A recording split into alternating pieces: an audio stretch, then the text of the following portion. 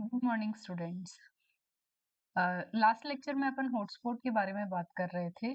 तो हॉटस्पॉट की डेफिनेशन क्या क्या है, कौन से क्राइटेरियाज है जो कि किसी भी एरिया को, जो बायोडाइवर्सिटी रिच एरिया है, उसको हॉटस्पॉट बनाने के काम आ सकते हैं, उन क्राइटेरियाज के बारे में बात किया था। ठीक है। हॉटस्पॉट की डेफिनेशन मैंने आपको बता दी थी कि वहां पे वेस्कुलर प्लांट होने कम से कम 1500 टाइप की वेस्कुलर प्लांट की कैटेगरी होनी चाहिए। ठीक है। इसके अलावा ये सारे वेस्कुलर प्लांट है, वहां की एंडेमिक स्पीशीज होनी चाहिए। ठीक है। इसके अलावा मैंने एक और क्राइटेरिया, मेजर्ड क्राइटेरिया जो ध्यान में रखा जाता है किसी भी एरिया को हॉटस्पॉट डिफाइन करते टाइम, वो है इट मस्ट कंटेन 30% और less of its original habitat. It must be threatened. ठीक है। इसके बाद में अपन बात करेंगे कि इंडिया में कौन कौन से हॉटस्पॉट एरियाज है। ठीक है। तो इंडिया में 4 एरियाज को हॉटस्पॉट का दर्जा मिला हुआ है, उसके बारे में अपन देखेंगे। सबसे पहले द हिमालय रीजन। ठीक है।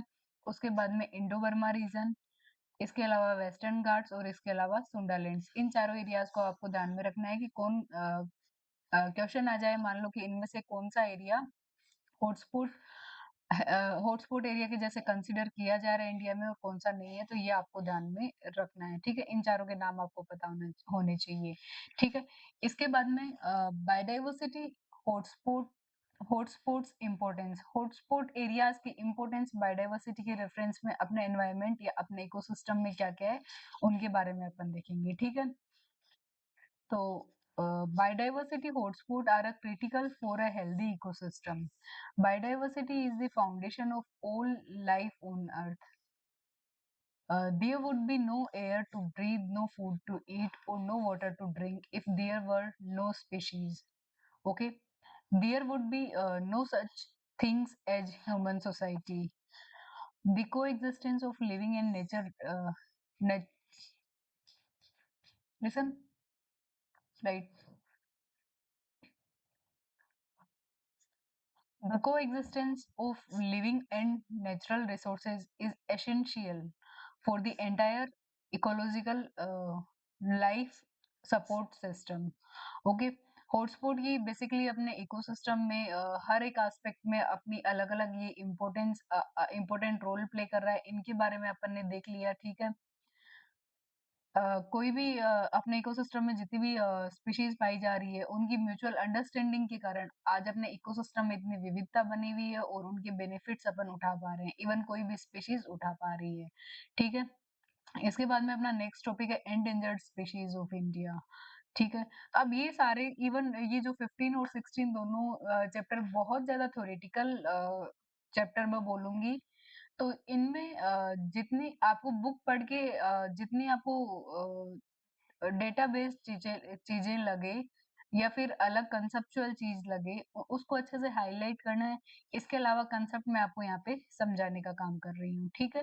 तो बुक पढ़ना बिल्कुल भी नहीं भूलना है। इन इवन इस पूरी यूनिट में, इकोलॉजी एंड एनवायरनमेंट वाली पूरी यूनिट में बुक पढ़ना मस्ट आपके लिए। ठीक है।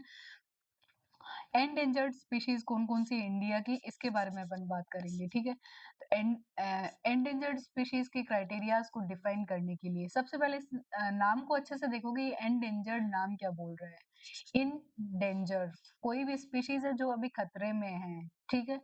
अपन चाहते हैं कि वो स्पीशीज बच जाए। ठीक है। और उसका खतरा टल जाए ताकि वो स्पीशीज है वो सरवाइव कर पाए। और स्पीशीज सरवाइव कर पाएगी तो अपने पूरे इकोसिस्टम की स्पीशीज रिचनेस बढ़ेगी। ठीक है। और जितना ज्यादा कोई इकोसिस्टम स्पीशीज रिचनेस रखेगा, जितनी ज्यादा स्पीशीज की विविधता पाई जाएगी, उतना ही अच्छा रहेगा उस इकोसिस्टम के लिए। ठीक है। According to the international union for conservation of nature, IUCN की फुल फॉर्म ध्यान में रखनी है। ठीक है। अपनी बुक में तो इवन जहां तक मेरे को ध्यान में है, कहीं मैंने देखी थी IUCN की full form international union for conservation of nature and natural resources. ठीक है। लेकिन यहाँ पे सिर्फ नेचर ही मेंशन किया हुआ है। तो अगर यदि वो भी आ जाए तो आपको कंफ्यूज नहीं होना है कि IUCN की फुल फॉर्म क्या है। ठीक है। IUCN ने एंडेंजर्ड स्पीशीज के क्राइटेरियाज को कैसे डिफाइन किया है, इसके बारे में कौन कौन से फैक्ट्स को इंक्लूड किया है। India accounts for 7 to 8% of all recorded species, including 45 1000 species of plants and 91,000 species of animals. But with the rapid loss of biodiversity, many species are becoming extinct at the risk of becoming critically endangered. The species that are at risk of extinction due to a sudden decrease in their population habitat are known as endangered species. ठीक है, endangered species क्यों उसके ऊपर कोई खतरा आया होगा, क्यों मतलब वो एक्सटिंक्शन की तरफ जाती जा रही है, तो बेसिकली या तो वो किसी दूसरी स्पीशीज ने उस पे बहुत ज्यादा अटैक किए होंगे, उसकी वजह से उसका नंबर कम हो गया है, या फिर हो सकता है कि उसका हैबिटाट लॉस हो गया हो, जहाँ पे वो रह रही है रहने का स्थान उसका चला गया हो, या फिर उसको प्रॉपर फूड नहीं मिल पा रहा हो, या फिर कोई दूसरे टाइप की फिजिकली कोई उसके उसको बैरियर का सामना करना पड़ रहा है अपने सर्वाइवल के लिए, ठीक है। इसके बाद में एंडेंजर्ड स्पीशीज के एग्जाम्पल कौन कौन से हैं, एनिमल्स में कौन कौन से हैं, प्लांट्स में कौन कौन से हैं। तो प्लांट्स वाले ऑप्शनल है, याद रहे तो ठीक है, अदरवाइज सिर्फ एक बार पढ़ने हैं, ठीक है। लेकिन एनिमल के एंडेंजर्ड एनिमल के कौन कौन से एग्जाम्पल है वो आपको बहुत अच्छे से ध्यान में रखना है, ठीक है। तो यहाँ पे मैंने 5 एंडेंजर्ड एनिमल्स की स्पीशीज को मैंने यहाँ पे मेंशन कर रखा है। एक तो रॉयल बंगाल टाइगर, इसके अलावा ग्रेट एशियाटिक लॉयन, इसके अलावा स्नो लियोपार्ड, नीलगिरी टाहर और इंडियन राइनो। ये 5 अपनी एंडेंजर्ड स्पीशीज है, ठीक है। इन पांचों एंडेंजर्ड स्पीशीज के बारे में आपको ध्यान में रखना है। यहाँ तक की बात क्लियर है। इसके बाद में आगे की बात करते हैं अपन एक्सटिंक्शन के बारे में। एक्सटिंक्शन, कोई भी स्पीशीज विलुप्त कैसे होती जा रही है, ठीक है, क्या कारण रहे होंगे और कौन कौन से स्पीशीज है जो कि आज तक विलुप्त हो चुकी है, ठीक है। एंडेंजर्ड वाली लास्ट वाले स्लाइड में मैंने आपको बताया था कि खतरे के अंदर है, अभी पूरी तरह से वो गायब नहीं हुई है, ठीक है। लेकिन ये जो विलुप्त स्पीशीज है पूरी तरीके से गायब हो चुकी है, क्यों गायब हुई होगी, वो रीजंस अपन को ध्यान में रखना है, ठीक है। इसके अलावा इसके एग्जांपल्स को अपन को ध्यान में रखना है, ठीक है। Extinction is the process of evolution that leads to the disappearance of a population or species. कोई भी population और species का disappearance हो गया over the time. यूं तो है नहीं कि एक दिन में कोई species थी, मंडे को एग्जिस्ट कर रही थी, ट्यूसडे को वो गायब हो गई, ऐसा तो होगा नहीं। ये एक बहुत लंबे टाइम तक चलने वाली प्रक्रिया है, ठीक है। अब क्यों वो विलुप्त हुई होगी, उसके पीछे के कारण क्या-क्या है, तो उसके पीछे के कारण के बारे में अपन बात करते हैं। एस्टेरॉइड स्ट्राइक्स, अब ये इवोल्यूशन के स्टार्टिंग के टाइम पीरियड में देखने को मिलता था कि ये जो अपनी अर्थ है वहां पे उल्का पिंड आके गिर गिर गिर रहे हैं, ठीक है।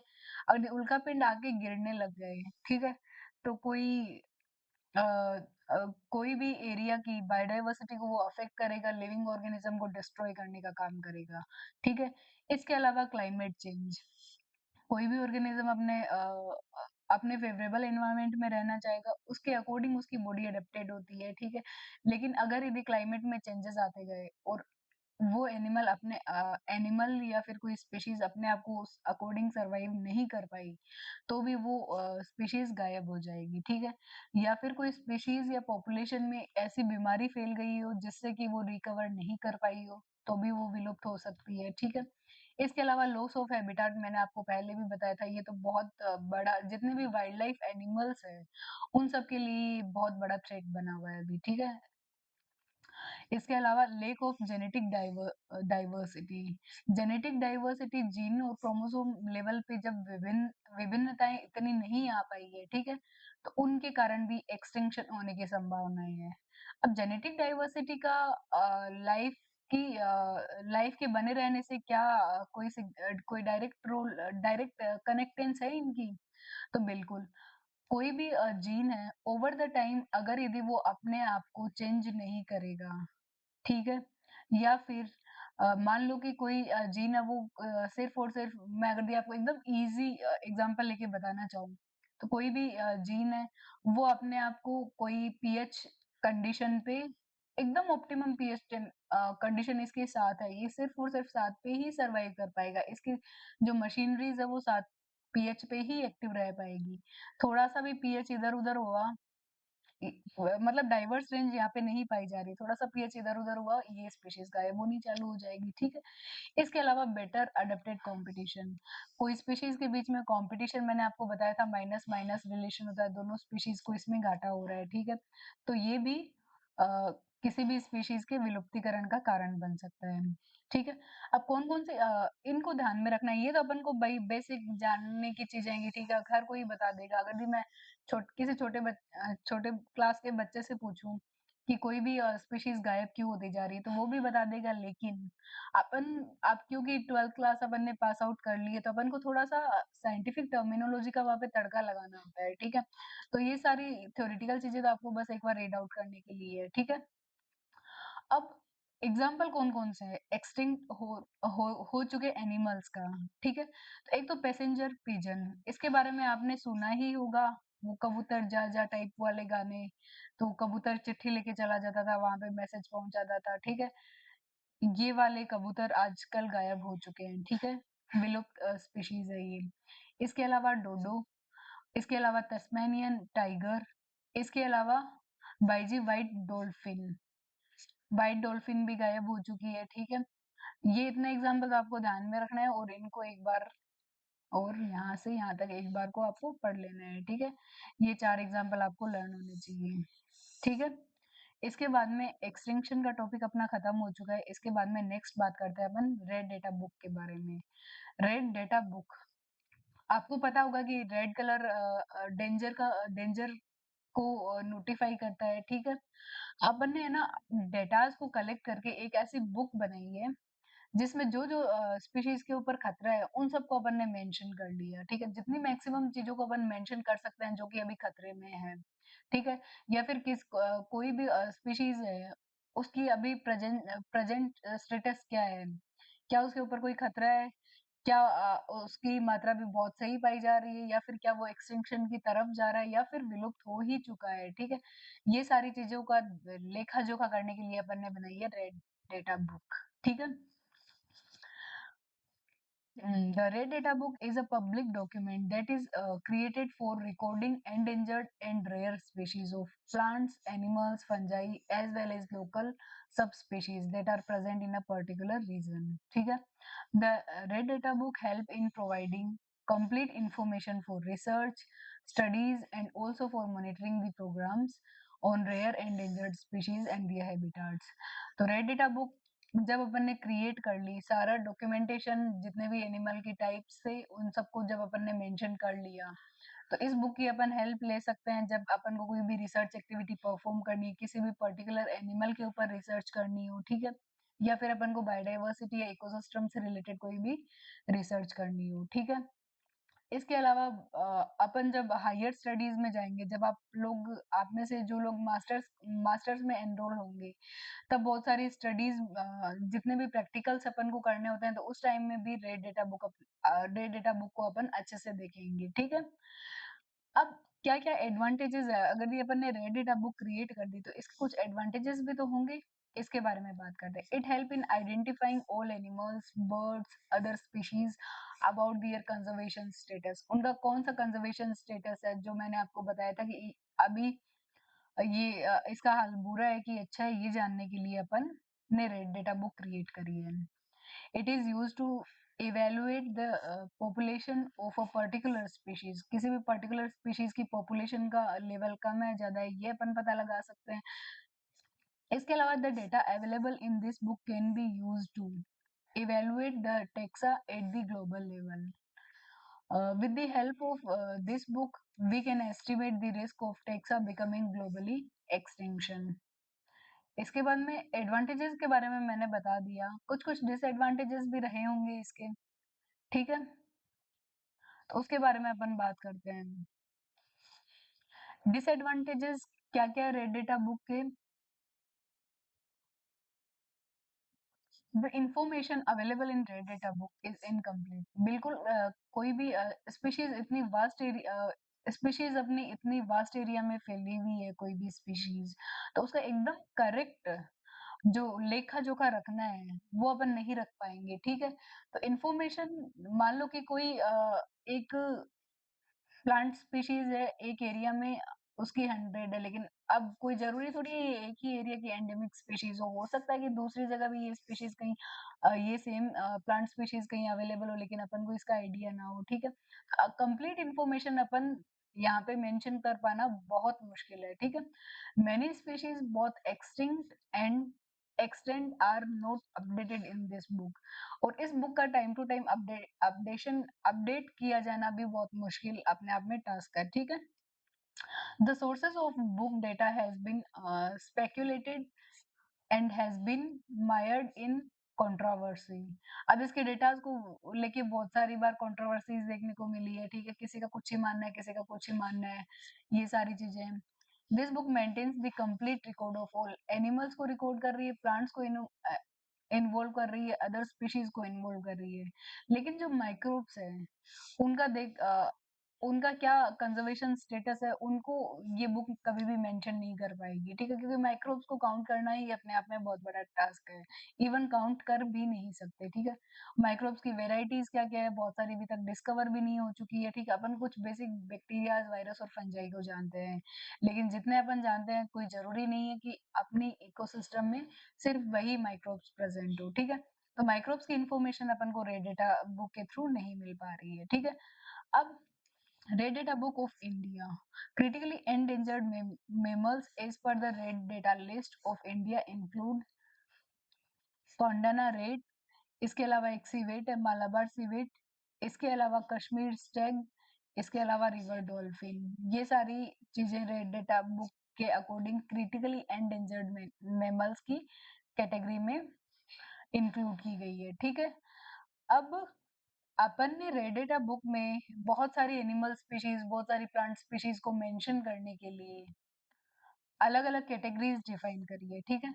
ये कैटेगरीज कौन कौन सी है, इसके बारे में अपन देख कितनी कैटेगरीज में अपन ने इनको फर्दर क्लासिफाई किया है, इसके बारे में देखते हैं, ठीक है? तो categories are listed in the red data book are categorized into different threat categories based on criteria such as population size, habitat loss, या फिर ओवर एक्सप्लॉइटेशन हो रहा है, या फिर और बहुत सारे फैक्टर्स हैं जो कि किसी भी स्पीशीज के डिक्लाइनेशन के लिए इम्पोर्टेंस रख रहे हैं अपनी, ठीक है? अब कौन कौन से कैटेगरीज में डिवाइड किया है अपन ने रेड डेटा बुक के अंदर। एक तो जो लोग एक्सटिंक्ट हो चुके हैं, जिन स्पीशीज का विलुप्तीकरण हो चुका है, उसके बारे में अपन ने यहाँ पे देखा है, ठीक है? एक्सटिंक्ट तो अपन कैपिटल ई एक्स से डिनोट करेंगे, ठीक है?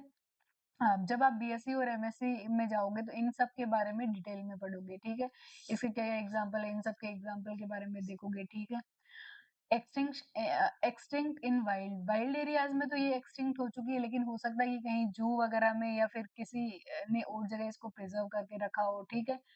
तो ऐसी कुछ स्पीशीज को अपन ने अलग कैटेगरी में डाल दिया, ठीक है? इसके अलावा क्रिटिकली एंडेंजर्ड को सी आर से लिखेंगे और एंडेंजर्ड को ए एन से लिखेंगे, ठीक है? ये एंडेंजर्ड दिख रहा है ना? इसके अलावा वल्नरेबल स्पीशीज बी यू से लिखेंगे, ठीक है? और नियर थ्रेटन्ड स्पीशीज, खतरे के लगभग पास में जाती जा रही है नियर थ्रेटन्ड स्पीशीज, ठीक है? लिस्ट कंसर्न और डेटा डेफिशिएंट भी बहुत सारी स्पीशीज है, क्योंकि मैंने आपको पहले भी बताया था कि जितनी स्पीशीज अपने एनवायरमेंट में पाई जा रही है, अपने पूरे इकोसिस्टम में जितनी स्पीशीज पाई जा रही है, कोई जरूरी नहीं है कि कि अपन को वो सारी स्पीशीज आज तक डिस्कवर हो चुकी हो या फिर उनको अपन ने सर्च कर ली हो, ठीक है? इसके बाद में नेक्स्ट बात अपन करते हैं बायोस्फीयर रिजर्व के बारे में। अगेन मैं बोल रही हूँ, जैसा कि ये बहुत अपने आप में थ्योरेटिकल टॉपिक है, ठीक है? तो इनको सिर्फ एक बार अच्छे से पढ़ना है, बाकी पीवाईक्यू सोल्व करने और बुक पढ़नी है, ये आपका टास्क रहेगा इस यूनिट को पढ़ते टाइम, ये जो कि मैं आपको बार बार मेंशन कर रही हूँ, ठीक है? Biosphere reserve are protected areas that integrate conservation of biodiversity with sustainable development and community development. They aim they aim to conserve representative ecosystem, promote research and monitoring, and faster sustainable land and resource management practices. Okay, biosphere reserve की definition क्या होती है ये अपन ने देख ली कि अपन biosphere reserve बोलेंगे किसको। अब क्या क्या ऑब्जेक्टिव्स है, क्या क्या अपने ऑब्जेक्टिव्स डिफाइन कर रखे हैं बायोडाइवर्सिटी रिजर्व के लिए। कर दे, अब वापस कर दे, बंद कर दे। हाँ, ऑब्जेक्टिव्स क्या-क्या है बायोडायवर्सिटी रिजर्व के लिए, ठीक है? बायोडायवर्सिटी रिजर्व सर्व मल्टीपल ऑब्जेक्टिव्स इंक्लूडिंग कंजर्वेशन, ठीक है?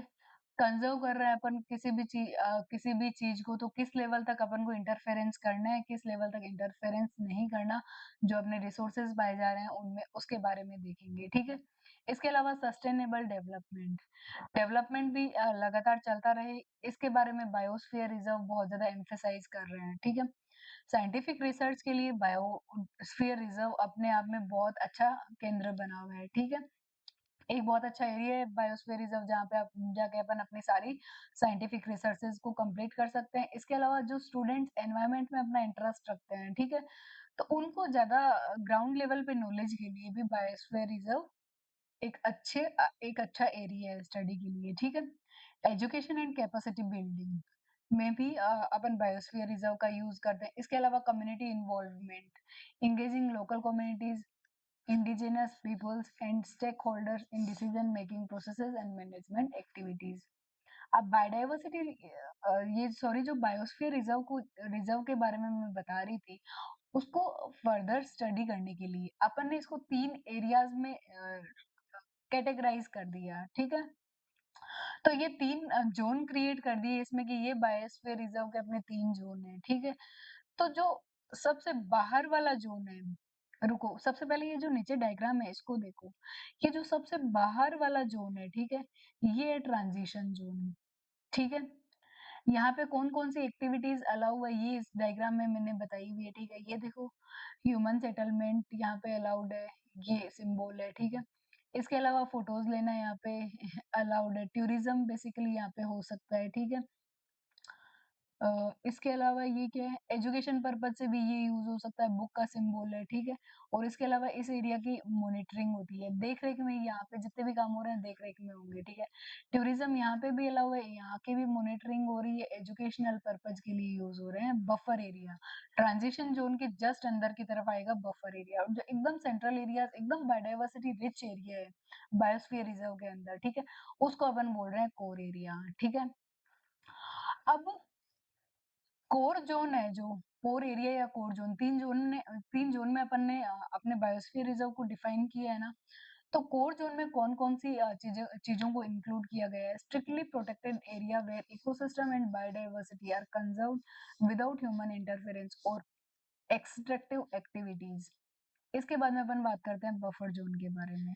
Transitional area surrounding the core zone where limited human activities are permitted such as sustainable development, land use practices, research और एजुकेशनल एक्टिविटीज़। तो कोर ज़ोन में कौन-कौन सी एक्टिविटीज़ अ, कोर ज़ोन में क्या कोई बाहर की एक्टिविटी हो सकती है? नहीं हो सकती, सारी ह्यूमन एक्टिविटीज़ वगैरह यहाँ पे बैन है। लेकिन बफर ज़ोन में लिमिटेड एक्टिविटीज़ को अपन ने अलाउ कर दिया, ठीक है? और ट्रांज़िशन ज़ोन तो सबसे बाहर वाला एरिया है, तो अपन यहाँ पे थोड़ी छूट दे देंगे कि ठीक है यार, जो यहाँ के लोग हैं, उनको फॉरेस्ट से जो कोई भी सामान कलेक्ट करना हो, यहाँ पे रहना हो, ये सारी चीज़ों को अपन अलाउ कर देंगे और ये सारी चीज़ें भी वन विभाग की देख-रेख में होंगी, ठीक है? Surrounding area which sustainable development activities compatible with conservation objectives are encouraged including agriculture हो सकता है यहाँ पे फॉरेस्ट्री एक्टिविटीज हो सकती है टूरिज्म हो सकता है और कल्चरल एक्टिविटीज भी यहाँ पे परफॉर्म की जा सकती है ठीक है तो अपन ने बायोडायवर्सिटी रिजर्व के अंदर कौन कौन से जोन में अपन ने इनको कैटेगराइज किया है उसके बारे में देखा है ठीक है अब इन तीनों जोन में कौन-कौन सी एक्टिविटीज़ किस ज़ोन में अलाउड है और किस ज़ोन में अलाउड नहीं है, उसके बारे में देखा है। सबसे बाहर वाला ज़ोन को याद रखना है, ट्रांज़िशन है, फिर बफर ज़ोन है, और सबसे अंदर वाला कोर ज़ोन है, ठीक है? कोर ज़ोन सबसे सेंसिटिव एरिया है इस पूरे बायोस्फीयर रिज़र्व का, ठीक है?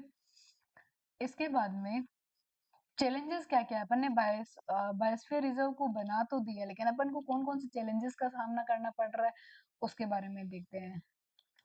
Challenges facing biosphere reserve including balancing conservation and development objective.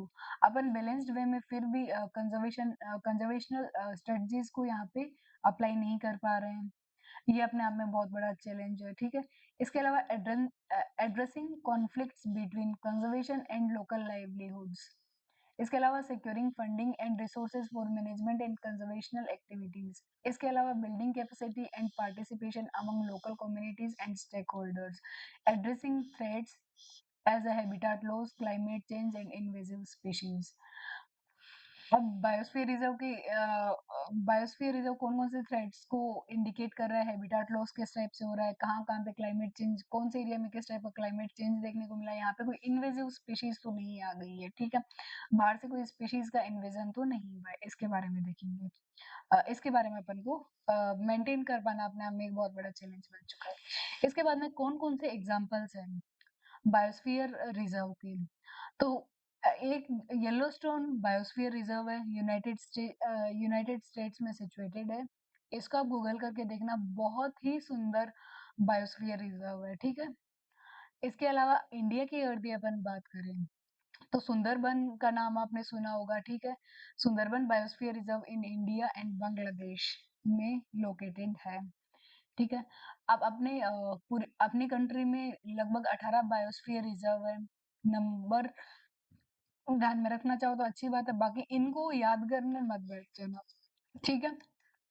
बिल्कुल 2-4 बार रीड तो करना ही है, मुझे भी नहीं पता क्वेश्चन आ सकता है या नहीं आ सकता, आने को आ गया तो मैं क्या बोलूँगी कल को कि मैम आपने तो मना किया था और यहाँ से क्वेश्चन आ गया।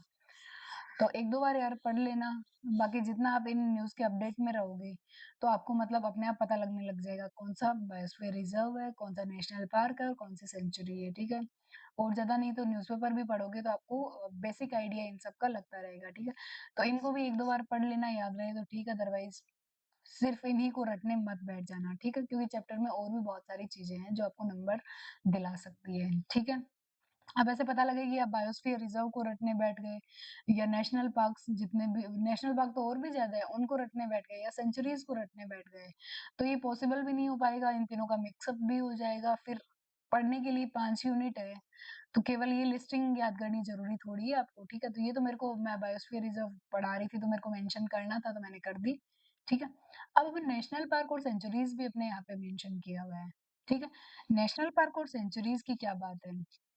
National parks are the areas that are set by the government to conserve the natural environment. Natural environment में अपन जितनी भी चीज़ों को ग्रो करा रहे हैं, वहाँ पे प्रोटेक्ट करके रख रहे हैं, उन सबको अपन ने नेशनल पार्क घोषित कर दिया, ठीक है? और सेंचुरी क्या होती है? Sanctuary is a place of refuge where in injured and injured or abused wildlife is allowed to live in peace in their natural environment without any human intervention, या फिर किसी भी ह्यूमन डिस्टरबेंस के बिना अपन किसी भी एनिमल को उसका नेचुरल एनवायरनमेंट प्रोवाइड करने की कोशिश कर रहे हैं, ठीक है? ताकि वो उसको एक बेटर सर्वाइवल मिल पाए, ठीक है? अब अपन दोबारा कहानी शुरू करते हैं नेशनल पार्क से, कि नेशनल पार्क की कहानी क्या है? National park protected areas are designed by the government to conserve and preserve natural ecosystem, biodiversity and cultural heritage. They are established to safeguard representative sample to unique ecosystem, landscape and wildlife future generations. अब national park की मैंने आपको definition बता दी, लेकिन national park को अपन ने establish क्यों किया होगा? क्या अपना एम रहा होगा कि अपन अगर भी नेशनल पार्क एस्टेब्लिश कर ले तो अपने इतने सारे एम फुलफिल हो जाएंगे, तो उनके बारे में अपन देखते हैं क्या क्या अपने ऑब्जेक्टिव्स रहे हैं, ठीक है? Conservation of biodiversity and natural habitats, protect कर रहे हैं अपन एंडेंजर्ड स्पीशीज को उन्हीं के हैबिटाट के अंदर, ठीक है? ताकि वो एंडेंजर्ड स्पीशीज कल को विलुप्त नहीं हो जाए, ठीक है? एक्सटिंक्ट नहीं हो जाए। Preservation of ecological processes and ecosystem services, promotion of scientific research, education and environmental awareness. इसके अलावा facilitation of nature based on tourism, recreational activities and sustainable in a sustainable manner. ये सारी एक्टिविटीज जो कि हो सकता है कि बायोडाइवर्सिटी को कहीं ना कहीं बचाने में काम आ रही हो, ये सारी एक्टिविटीज परफॉर्म की जाती है एनवायरमेंट फ्रेंडली तरीके से नेशनल पार्क में, ठीक है? इसके अलावा कैरेक्टरिस्टिक क्या क्या है कि मैं किसी भी एरिया को जाके नेशनल पार्क थोड़ी बोलूंगी, उसके कुछ लक्षण तो होने चाहिए नेशनल पार्क वाले, तो वो अपन देखते हैं। स्ट्रिक्ट प्रोटेक्शन, इसके अलावा नेचुरल ब्यूटी, इसके अलावा वाइल्ड लाइफ कंजर्वेशन वहां पे हो पाए, ठीक है। अब एग्जांपल्स लेते हैं। लगभग 104 नेशनल पार्क है इंडिया में। उनमें से कुछ जो मुझे ज़्यादा इम्पोर्टेंट लगे या फिर बार-बार आँखों के सामने आते रहते हैं, बार-बार न्यूज़ में हाइलाइटेड रहते हैं, उन वाले नेशनल पार्क को मैंने यहाँ पे मेंशन किया है, ठीक है? तो ये जो जिम कॉर्बेट नेशनल पार्क है, आई आई थिंक ये फर्स्ट एस्टेब्लिश्ड नेशनल पार्क है। इसका पहले नाम कुछ और था, फिर अपन ने बदल के जिम कॉर्बेट कर दिया, या फिर अभी इसका शायद नाम चेंज हो गया, I have no idea about this, ठीक है? तो ये उत्तराखंड में सिचुएटेड है। इसके अलावा काजीरंगा नेशनल पार्क असम में है, ठीक है? ये शायद वन हॉर्न राइनो के लिए फेमस है, ठीक है? राजस्थान की अगर भी अपन बात करें, तो आपका ये टास्क है कि राजस्थान में कितने नेशनल पार्क है, ठीक है? और वो नेशनल पार्क किस चीज़ के लिए पॉपुलर है, ठीक है? एक रणथंभौर नेशनल पार्क यहाँ पे मेंशन किया हुआ है, ठीक सॉरी। इसके अलावा कौन-कौन से नेशनल पार्क है, कौन सी जगह पे वो सिचुएटेड है, ये मैंने आपको यहाँ पे मेंशन कर रखा है। कौन-कौन सी सेंचुरीज़ है, इनके बारे में भी बात कर लेते हैं, जो कि आज का अपना लास्ट टॉपिक रहेगा, ठीक है? तो sanctuaries are naturally occurring area that are meant to protect the endangered species from hunting, poaching and predation. Here are animal are not bred for commercial purpose. Commercial activities जितनी भी है, औद्योगिक संस्थाएं यहाँ पे अपना कोई भी काम नहीं कर पाएगी। बिजनेस पर्पज से अपन सेंचुरीज को एस्टेब्लिश नहीं कर रहे हैं, अपन नेचर को प्रोटेक्ट करने के लिए सेंचुरीज को एस्टेब्लिश कर रहे हैं, ठीक है। It provide a safe, healthy and secured refuge to all the wild animals, ठीक है। जितने भी वाइल्ड एनिमल्स है उनको अच्छे से अपन रख पाए, अच्छा हैबिटाट प्रोवाइड करा पाए, इसलिए अपन ने सेंचुरीज भी बना दी। अब कुछ सेंचुरीज जो मुझे यहाँ पे ठीक वही अगेन जो ज्यादा हाईलाइटेड रहती है, उन सबको मैंने यहाँ पे मेंशन करने की कोशिश की है। इसके अलावा जो नेशनल पार्क और सेंचुरीज के बीच में क्या क्या डिफरेंसेस है, ये मैंने यहाँ पे मेंशन किए हुए हैं, ठीक है। जैसे कि एक जो सबसे बड़ा डिफरेंस इनके बीच में है कि ये जो अपनी वाइल्ड लाइफ सेंचुरी है ना, इसका तो कोई भी फिक्स बाउंड्री नहीं होगी, लेकिन नेशनल पार्क है, इसकी बाउंड्रीज फिक्स रहेंगी, ठीक है। इसके अलावा it is open to the general public, not usually open to the general public. इसके अलावा इनके कौन कौन से डिफरेंसेस है, इनके बारे में आपको एक बार पढ़ना है, ठीक है। अ, तो इसी के साथ अपना ये चैप्टर कंप्लीट होता है। होपफुली आपको ये लेक्चर पसंद आया होगा। इसके अलावा साथ के साथ बुक पढ़ना बिल्कुल नहीं भूलें, और फिर एक बार का जब आप ये नोट्स अच्छे से पढ़ लो, तो क्वेश्चन प्रैक्टिस की तरफ जाएँ। ठीक है? Thank you.